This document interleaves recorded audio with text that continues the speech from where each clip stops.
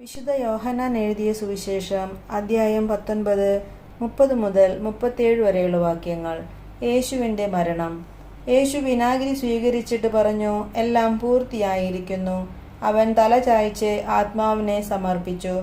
അത് സാബത്തിനുള്ള ഒരുക്കത്തിൻ്റെ ദിവസമായിരുന്നു. ആ സാബത്ത് ഒരു വലിയ ദിവസമായിരുന്നു.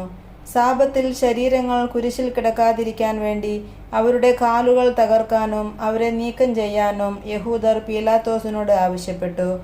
അതിനാൽ പടയാളികൾ വന്ന് അവനോടുകൂടെ ക്രൂശിക്കപ്പെട്ടിരുന്ന രണ്ടുപേരുടെയും കാലുകൾ തകർത്തു. അവർ യേശുവിനെ സമീപിച്ചപ്പോൾ അവൻ മരിച്ചു കഴിഞ്ഞു എന്ന് കാണുകയാൽ അവൻ്റെ കാലുകൾ തകർത്തില്ല.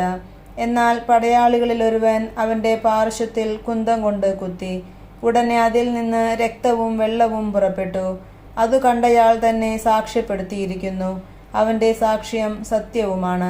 നിങ്ങളും വിശ്വസിക്കേണ്ടതിന് താൻ സത്യമാണ് പറയുന്നതെന്ന് അവൻ അറിയുകയും ചെയ്യുന്നു.